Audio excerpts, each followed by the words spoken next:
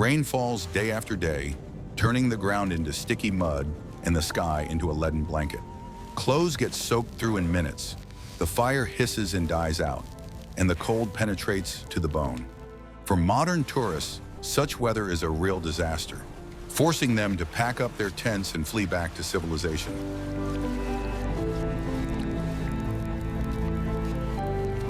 However, for the indigenous peoples of North America, this was not a disaster, but a normal part of life that required iron discipline. For centuries, they honed their survival skills in conditions where nature seemed to be against man. Their homes remained dry, their fires burned even in heavy rain, and their clothing provided better protection than modern synthetic membranes. Watch the video to the end to find out how ordinary smoke saved entire tribes from destruction and why Indian camps never sank into the swamp. What if I told you that water in the wild kills faster and more ruthlessly than an enemy's arrow or bullet? We are used to fearing severe frosts and snowstorms, considering them the main threat to human life. But the history of survival on the plains shows that dampness at above freezing temperatures is much more insidious than dry sub-zero temperatures. Wet clothing draws heat from the body 20 times faster than air, turning a cool autumn day into a deadly trap. Native Americans understood this physics long before the advent of scientific terms and heat loss charts. Dampness robs a person of the will to resist, makes movements sluggish, and thoughts confused and slow. In conditions of constant humidity, the skin softens, becoming vulnerable to any infections and minor injuries. Indigenous peoples knew that a wet warrior was a dead warrior, even if there were no enemies around. Therefore, the fight against moisture was not a matter of comfort, but a matter of basic survival for the tribe. Their entire culture was built around the task of staying dry at all costs. They could not afford the luxury of waiting out the rain in a warm, solid house with a fireplace. Their lives were spent on the move, and their dwellings had to withstand the elements here and now. This shaped a unique approach to everyday items, where each object had a dual purpose. A blanket was not just a bedding, but a complex tool for thermoregulation.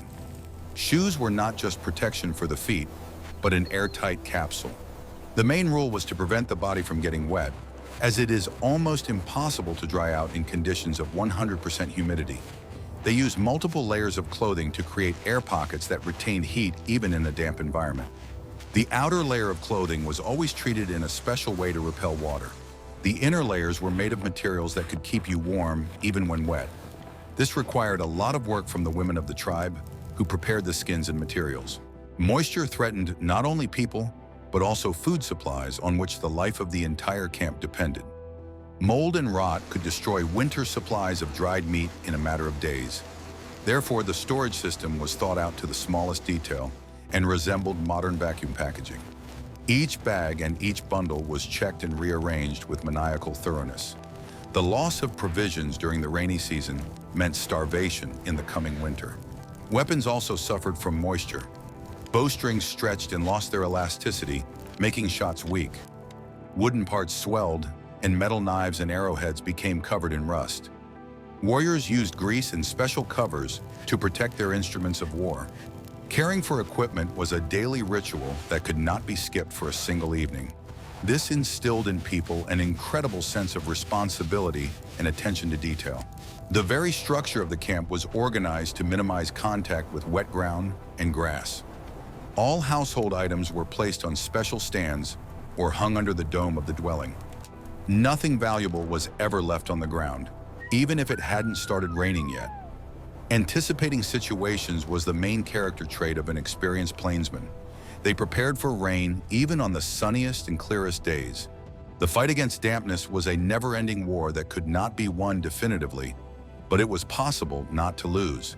This experience was passed down from generation to generation, becoming overgrown with legends and practical advice. One person's mistake could cost the health of an entire family or hunting group. Therefore, the rules of conduct in the rain were strict and not subject to discussion. It was a harsh school of life, where nature itself was the examiner. I'm very interested to hear your point of view. What do you think about how helpless modern man is in the face of the elements without technology? Write about it in the comments. Are you ready to learn the truth about how choosing a place to spend the night determined the fate of an entire tribe?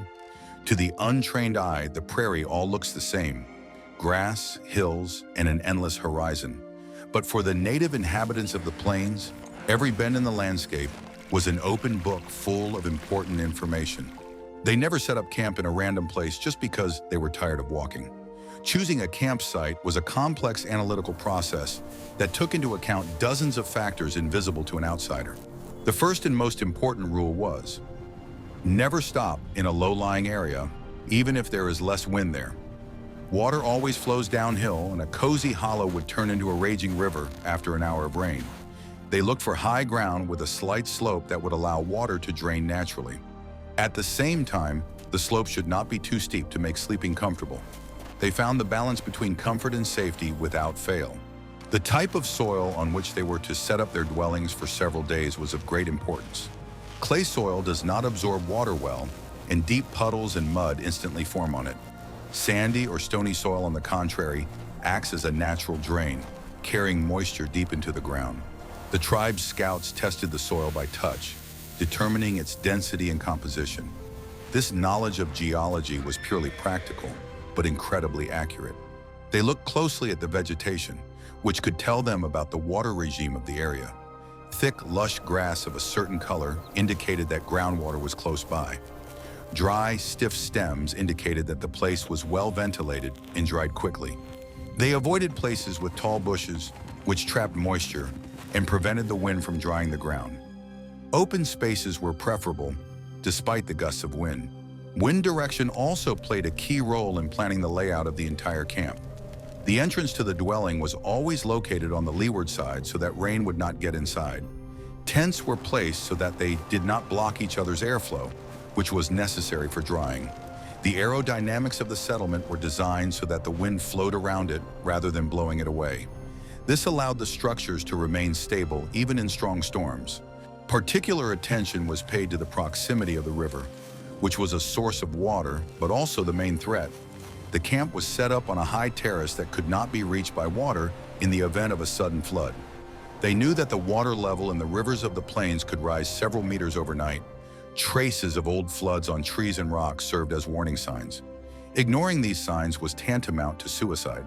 Experienced trackers could predict the weather by the behavior of birds and insects long before the first drops fell.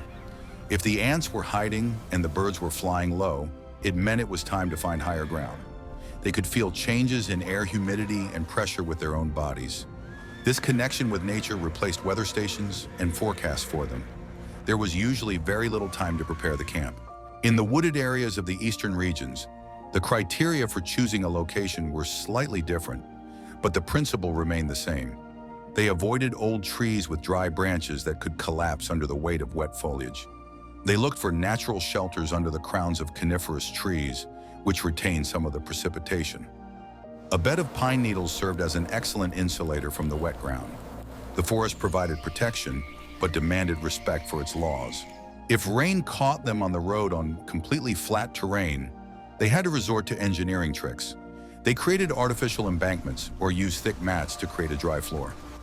In such cases, the speed of setting up shelter became a decisive factor for survival.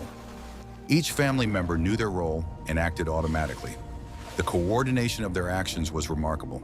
The right choice of location was the foundation on which the entire weather protection system was built.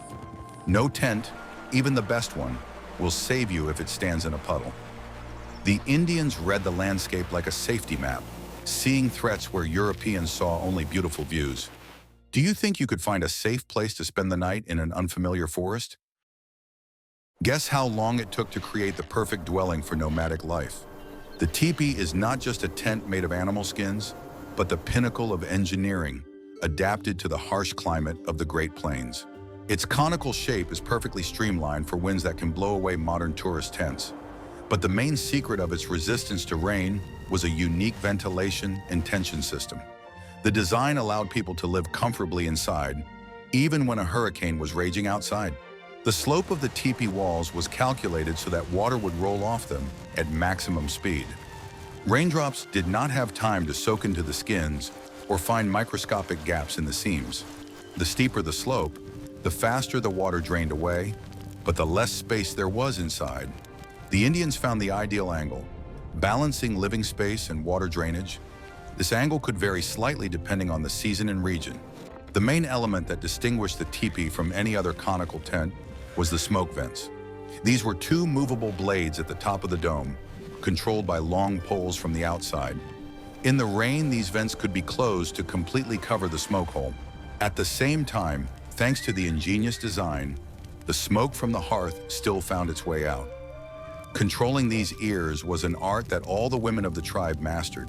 The bison hides used to make the covering were laid overlapping, like tiles on a roof. The top layer always covered the bottom layer, preventing water from seeping into the joints between the hides. The seams were sewn with tendons, which swelled when wet and tightly sealed the needle holes. This made the covering practically watertight during rain. Nature itself helped to make the dwelling waterproof. Inside the teepee, a second layer of leather or fabric called an ozana, or lining, was often stretched. It went from the ground to human height and was attached to poles. This created an air cushion that acted as insulation and protection against condensation. Water that could seep through the outer layer would run down the inside and drain into the ground without dripping on the occupants. It was always dry and relatively warm inside. The entrance to the teepee was always oval and raised a few centimeters above the ground. The door was a separate piece of skin stretched over a frame or simply hanging down. When it rained, the entrance was tightly covered, and the threshold protected against water seeping in from the ground. Sometimes a small canopy was built in front of the entrance so that water could be shaken off before entering. Cleanliness and dryness inside were the rule. The poles for the frame were chosen from a specific type of pine, which was light, straight, and strong. They were carefully skinned so that water would run smoothly down them without getting caught on any unevenness. Water dripping from the poles was carried away from the living area using special ropes or grooves. Even such a small detail as a drop running down a pole was taken into account in the design. Nothing in this house was left to chance. It took experienced women less than an hour to set up a teepee, even in strong winds. First, a tripod was erected from the main poles, then the rest were laid out, and a cover was stretched over the top. The speed of assembly allowed them to take shelter from a sudden storm almost instantly. Disassembly was even faster if they needed to leave a flooded area urgently. Mobility was the key to safety. During prolonged rains, the skins got wet and became heavier, which could bend the poles. Therefore, the ropes inside the teepee were periodically tightened and the position of the supports was adjusted. It was a living dwelling that required constant attention and care from its owners. In return, it provided reliable protection that was not available in huts or simple shelters. The teepee was a fortress against the elements. This design has been tested over centuries and remained virtually unchanged until the end of the 19th century. Modern architects still study the aerodynamics of teepees when designing sustainable buildings. This proves that simple solutions based on observing nature are often the most effective. If you like this analysis of engineering solutions from the past, don't forget to like it. Want to know a secret that will change your life when hiking? Even the best location and the most reliable roof won't save you if water starts to accumulate on the floor. Native Americans understood the principles of hydrodynamics perfectly and used them to create effective drainage systems around each dwelling. It was not just a ditch, but a complex water drainage system that required an understanding of the terrain. Without this work, the camp would have turned into a swamp overnight. A shallow trench was dug around each teepee, close to the lower edge of the cover. It served as the first barrier for water flowing off the surface of the dwelling during a rainstorm. The earth from this groove was thrown onto the lower edge of the skin, pressing it to the ground. This created a sealed cushion that prevented the wind from blowing in from below and water from flowing inside. This simple action solved two problems at once: insulation and drainage. A drainage channel was always laid from the ring trench towards the natural slope of the terrain. The depth and width of this channel depended on the intensity of the rain and the type of soil. Sometimes it was necessary to dig a whole network of small streams connecting several dwellings into a single system. The water flowed away from the living area in an organized manner without forming puddles. This required constant monitoring and cleaning of the channels. Inside the dwelling, the floor was never left bare earth, especially during the rainy season. A thick layer of shrub branches, wormwood, or pine needles was laid on the ground to create a drainage cushion. This layer raised the living surface above the ground, allowing air to circulate. If water did get inside, it drained away under the branches, leaving the surface dry. It was a kind of natural carpet with a ventilation function. Woven mats made of willow or reed, which were stiff and durable, were spread over the branches. They created a level floor that was comfortable to walk on and sit on. The mats were easy to clean and dried quickly when exposed to the wind. This was the second level of insulation from the dampness and cold of the ground. Each layer had its own functional purpose. Only on top of the mats were warm bison or bear skins laid. Thanks to the multi-layered bedding, the fur never touched the damp ground and remained dry and warm. The sleeping areas were located around the perimeter of the dwelling, away from the entrance in the center. The skins were regularly beaten and dried by the fire to prevent them from becoming matted. The comfort of sleep depended on the quality of the floor preparation. In the center of the tipi, around the hearth, the ground was sometimes left open or covered with flat stones. A small depression was made around the hearth for ashes and coals. This prevented hot coals from scattering on dry mats and skins. Fire safety inside the wooden and leather structure was a priority. Even a spark could lead to tragedy. Particular attention was paid to the entrance area, where dirt from the street could get inside. Replaceable mats or rough skins were often laid there to act as a doormat. If shoes were dirty, they were left at the threshold or cleaned before entering. The culture of cleanliness was strict, as dirt in a confined space quickly became a problem. This disciplined all family members. If the rain was prolonged and the soil around the camp became saturated with water, the drainage system was deepened and expanded. Men went out into the rain with tools to divert the flow of water away from the camp. It was hard work in the mud, but it was necessary for survival. Collective efforts saved the camp from flooding. This dry floor system allowed them to survive even the heaviest downpours in relative comfort. While the rain poured down outside, inside the teepee it was dry, warm, and smelled of herbs. Knowledge of the laws of physics and the properties of materials made life in the wild possible. How do you deal with dampness in your tent when hiking? Native American clothing is a true technological masterpiece made from all natural materials. The main secret to its water resistance was a special leather tanning process, which today would be called chemical treatment. When raw hides dry, they become hard as wood and completely unsuitable for wearing. To make them soft and water repellent, Native Americans used a smoking method. This was not just drying, but a complex chemical reaction. The process began with thoroughly cleaning the skin of fat, meat, and wool using scrapers. Then the skin was impregnated with a mixture of animal brains, which contained the necessary fats and emulsifiers. This stage was called fattening and made the skin fibers elastic and soft. Women kneaded the skins with their hands, stretching them and rubbing the mixture into every millimeter. It was incredibly hard physical labor that took several days. But soft leather quickly gets wet and after drying, becomes stiff and brittle again. To preserve its softness forever, the skin was smoked in rotten wood. The skin was sewn into a bag and hung over a pit where specially selected wood was smoldering. The smoke penetrated deep into the structure of the skin, enveloping the collagen fibers. This is where the magic of transformation took place. The aldehydes contained in the wood smoke reacted with the proteins in the skin, changing their structure. In essence, it was the same reaction as in tanning, but using gas instead of liquid. The leather acquired a characteristic golden brown color and a specific pleasant smell. After such treatment, the fibers stopped sticking together when wet. The leather remained soft even after complete drying. Smoked suede, or buckskin, had amazing properties. It breathed but repelled water. Light rain simply rolled off the fuzzy surface without penetrating inside. Of course, in heavy rain, the leather still got wet, but it did not lose its properties. When wet, it continued to protect against the wind and retain body heat. This was critical for preventing hypothermia. For additional protection, the clothing was decorated with fringe, which served not only a decorative function. The fringe acted as a drainage system. Water droplets ran down the strips of leather without lingering on the main surface. Thanks to this, the clothing dried much faster while being worn. It was an ingenious and simple engineering feat that became a style element. Every detail of the costume had a practical purpose. The shoes, moccasins, were made of the most durable, but also smoked leather, often with a stiff sole. The seams were positioned so that they did not touch the ground and did not rub. Dry grass or fur was placed inside the moccasins for warmth and moisture absorption. Beaver or bear fat was used as a cream for additional waterproofing of the shoes. Feet were taken care of with particular care. Cape made of bison skins were worn with the fur inside in cold weather and with the fur outside in rainy weather.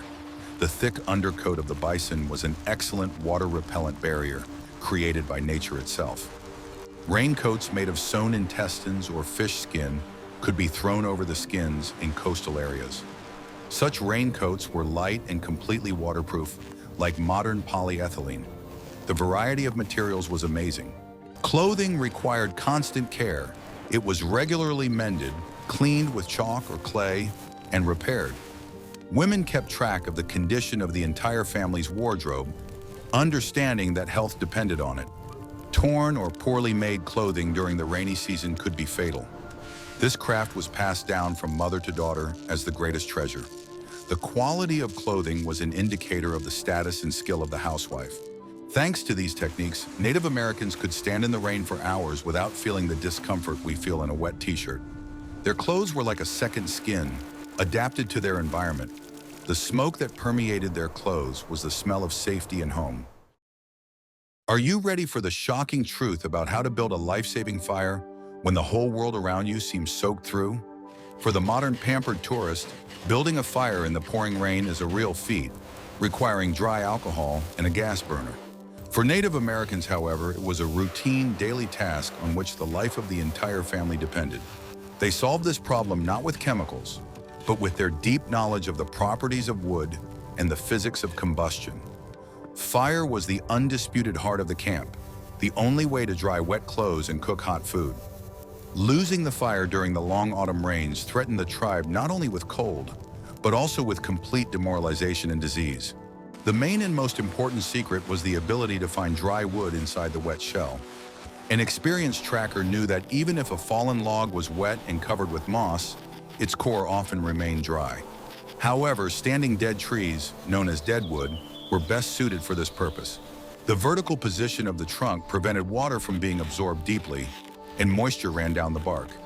The upper wet layer of bark was removed from such a tree, and the trunk was split with an axe or wedge. Inside, there was always perfectly dry wood that had not been touched by rain. These dry chips burned hot and bright, giving the fire an excellent start. The Indians knew perfectly well which tree species could burn even when wet, and which were completely useless. Birch bark was considered the best natural fuel for kindling, as it contained a lot of tar and oils. It ignited instantly, even when wet, acting like natural napalm. The resinous knots of coniferous trees, especially pine, were used as long-burning matches capable of igniting the rest of the fuel. At the same time, willow and poplar were avoided, as they produced too much acrid smoke and little heat. For the fire inside the dwelling, they always tried to find hardwoods such as oak or maple, which burned cleanly. Inside the teepee, the hearth was located strictly in the center, directly under the smoke hole at the top of the cone. However, slanting rain could still get inside and extinguish the precious flame. To protect the fire, an ingenious sloping canopy made of sticks or a piece of old leather was sometimes placed over the fire. This was called a rain shield, which deflected the drops to the side, but allowed the smoke to pass through. Smoke valves at the top of the teepee, resembling ears, were adjusted from the ground with long poles. They had to be positioned so as to create a powerful draft that drew the smoke out but blocked the rain. This required constant and sensitive adjustment to the gusts of wind, which changed direction. The balance between good draft and protection from moisture was very fragile. A special technique for stacking firewood also helped to keep the heat in the heart of the fire. The logs were placed very close together, in a teepee or well shape, to protect the coals inside from the damp, cold air. This type of fire dried itself and maintained a high temperature at the center of the burn. Sometimes large, thick logs were used, which could smolder slowly throughout the night. This provided even heat and saved energy, as gathering firewood in the rain was hard work. Special mushrooms or hollow bison horns were used to carry the fire from place to place. They were tightly packed with smoldering wood dust sprinkled with ashes. This allowed them to quickly build a new fire at the next campsite without wasting time painstakingly obtaining sparks by friction. Fire was cherished like a living creature, fed and protected from adversity. The firekeeper was one of the most important and respected people in the group. Losing the coals during the journey was considered a very bad sign and a manifestation of criminal negligence. The smoke from the fire inside the teepee served an important utilitarian function in addition to heating. It constantly dried the humid air and the things hung under the dome of the dwelling. Leather clothing and shoes, saturated with smoke, absorbed much less moisture and effectively repelled annoying insects. If the firewood brought in was wet, it was never put on the fire immediately. It was dried around the burning fire, stacked in a specific order for drying. While some logs burned, others dried nearby, hissing and steaming, waiting for their turn. This conveyor belt did not stop for a minute while the weather raged. Women and children constantly monitored the supply of dry firewood inside the dwelling, as it was a matter of life and death. Fire was not only a source of heat, but also the center of social life and psychological support. People gathered around it to discuss plans, tell stories, and simply feel each other's presence. In the darkness of a cold, rainy night, the light of the hearth gave a sense of security and community. The ability to keep a fire burning in all weather conditions was the ultimate test of survival for any Native American. They proved that man can tame the elements if he understands and respects their laws. Do you know how to build a fire in the pouring rain without any lighter fluid at hand? In high humidity, the decay process accelerates tenfold. For hunter-gatherers without refrigerators, preserving the meat they hunted was the #1 priority. A discarded bison carcass would turn into poison within a day. Therefore, Native Americans developed unique preservation methods that allowed them to store food for months and even years. The main invention in this area was pemmican. Pemmican is a concentrated source of energy, ideal for travel and bad weather. Bison meat was cut into thin strips and dried in the sun or over smoke until it became crispy. Then it was ground into powder with stones, mixed with melted fat and sour berries. The fat preserved the meat by sealing it from air and moisture. The berries added vitamins and improved the taste. The resulting mixture was packed into parfleche, special envelopes made of rawhide. A parfleche was as hard as a suitcase and became almost airtight when tied. The seams were often filled with fat for extra reliability. In such containers, pemmican could be stored for several years without spoiling, even in damp conditions. This was the tribe's strategic reserve. In addition to pemmican, they dried squash, corn, roots, and fruits. Dried foods took up little space and were light, which was important for nomads. They were stored in leather bags hung under the dome of the teepee, where warm, dry air accumulated. The smoke from the hearth further protected the supplies from mold and pests. Every cubic centimeter of dry space was used wisely. In wet weather, when drying in the sun was impossible, special drying racks were built over the fires. The meat was covered with skins, creating a kind of smokehouse. It was necessary to constantly monitor the temperature so that the meat dried and did not cook. This required round-the-clock duty. The smell of smoking meat was a promise of a well-fed winter. Pits dug in the ground were used to store vegetables and grain. The pits were lined with dry grass and bark to insulate the food from the damp soil. The entrance was carefully camouflaged and covered with earth. These cellars maintained a constant temperature and humidity. Only the owners knew the secret location of these pits. Animal bones were not thrown away but boiled to obtain bone fat. This fat, similar to oil, was stored in animal bladders or intestines.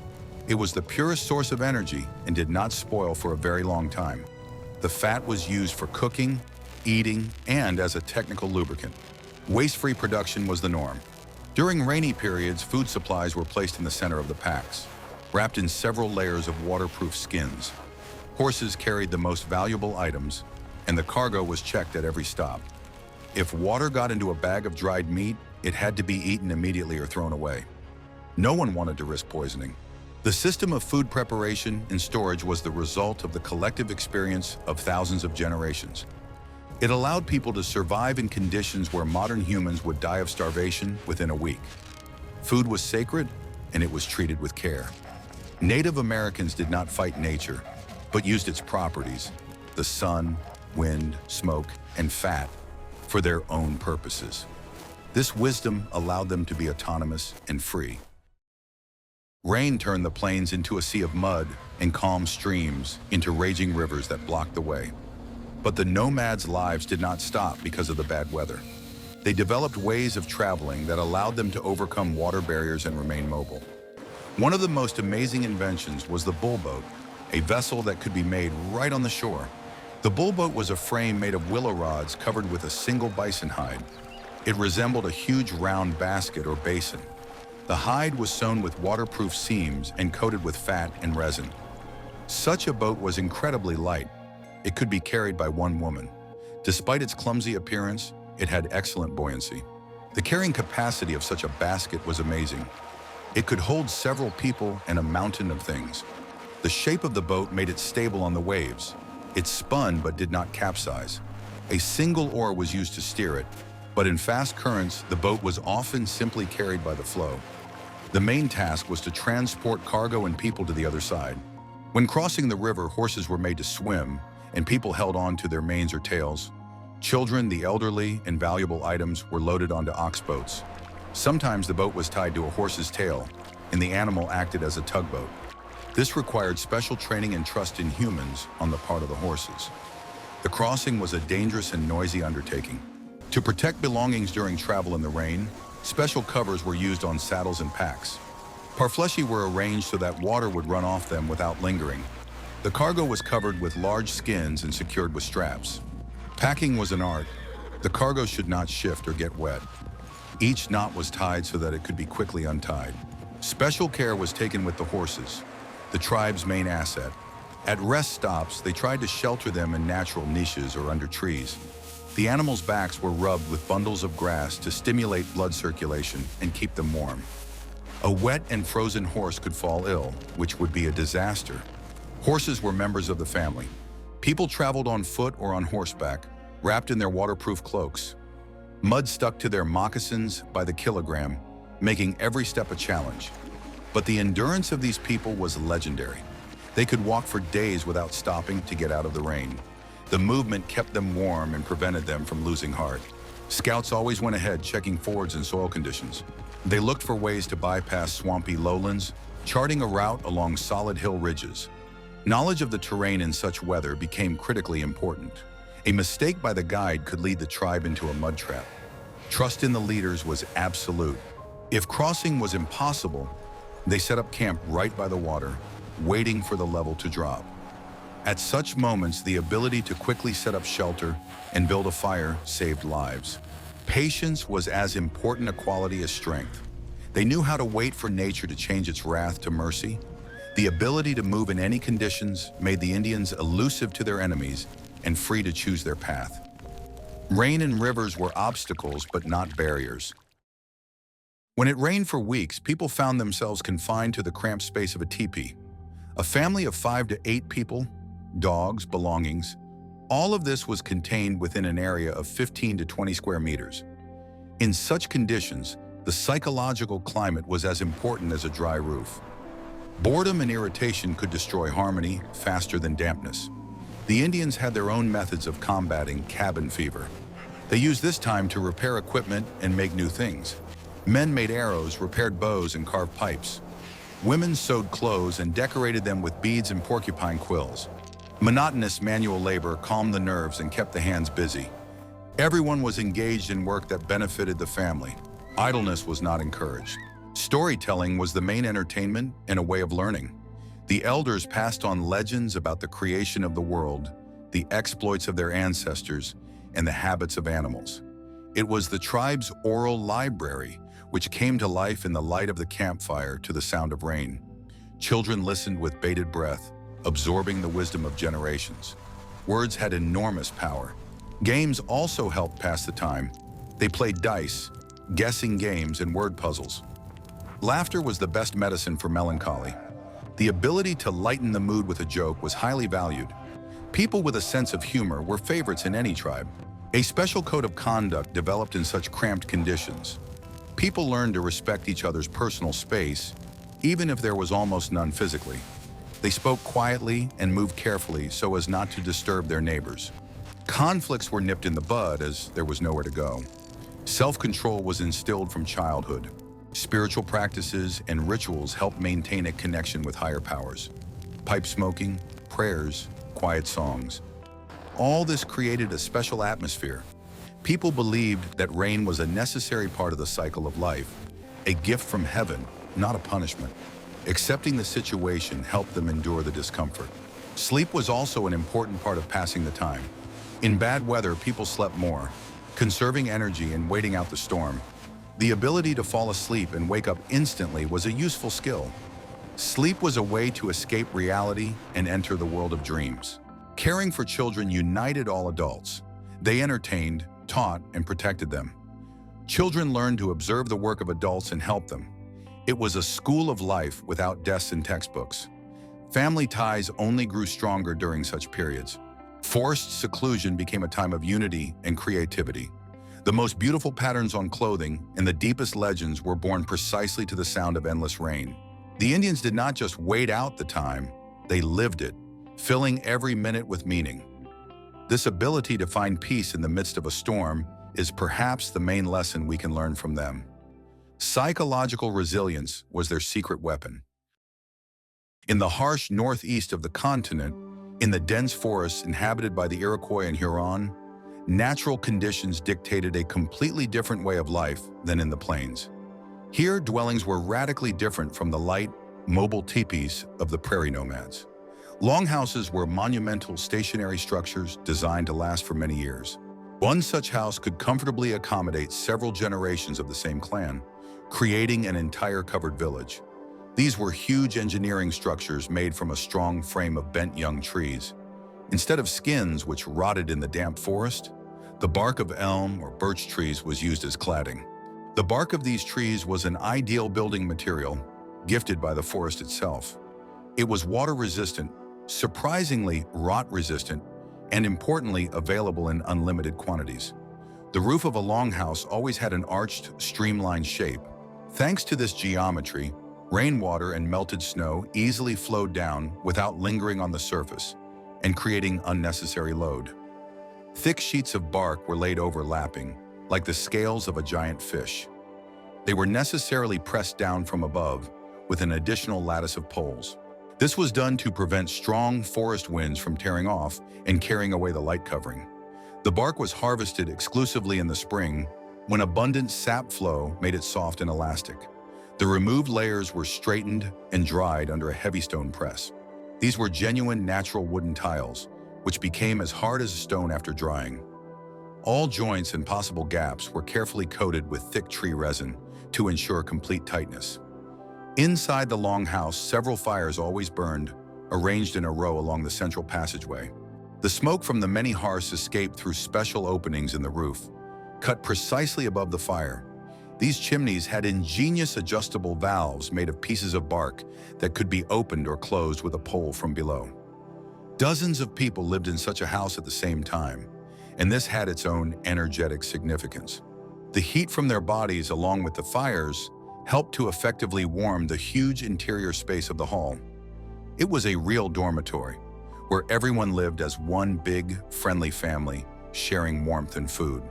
The floor in long houses remained earthen, but it was specially raised above ground level and tamped down. Along the walls were wide wooden bunks in 2 tiers, which saved space. People slept on the lower tier, located at a height of half a meter to escape the drafts on the floor. On the upper tier, under the roof itself, food supplies, firewood, and personal belongings were stored. This design protected sleepers from the dampness coming from the ground and from pesky rodents. The bunks were thickly covered with bear skins and woven reed mats for softness. Life on the raised platform was much warmer and more hygienic. In even colder subarctic regions, peoples such as the Cree and Ojibwe built dome-shaped wigwams. They were covered mainly with birch bark, as birch trees dominated these latitudes. Birch bark is an amazing high-tech material containing natural oils and antiseptics. These substances prevent the bark from rotting even in conditions of constant humidity and contact with moss. It is light, flexible, and completely waterproof, like modern plastic. The wigwam was smaller and lower than the steppe teepee, but its dome shape was better suited to the forest. The spherical roof did not retain snow and made it easy to heat a small room with a single fire. In winter, these dwellings were additionally insulated with a thick layer of dry moss or snow piled up outside to the very top. Snow is an excellent porous heat insulator if it does not melt from the heat of the walls. Inside the wigwam, a comfortable above-zero temperature was maintained even in the severe Arctic frosts. The main problem with such airtightness was condensation, which was combated with proper ventilation. On the humid Pacific coast, the peoples built cyclopean houses from cedar boards. Cedar is a unique tree that is completely resistant to moisture, rot, and wood-boring insects. Their houses were massive, rectangular, with classic gabled roofs, similar to modern hangars. Their high level of woodworking skill allowed the Indians to make perfect boards without saws. They simply split huge trunks with wedges along the grain to obtain smooth planks. Everywhere from sunny plains to rainy forests, the principle of construction remained the same. It was the use of exclusively local materials and complete adaptation into the specific climate. There was no universal solution, only an infinite and wise variety of forms. The Indians were true masters of context, reading the book of nature.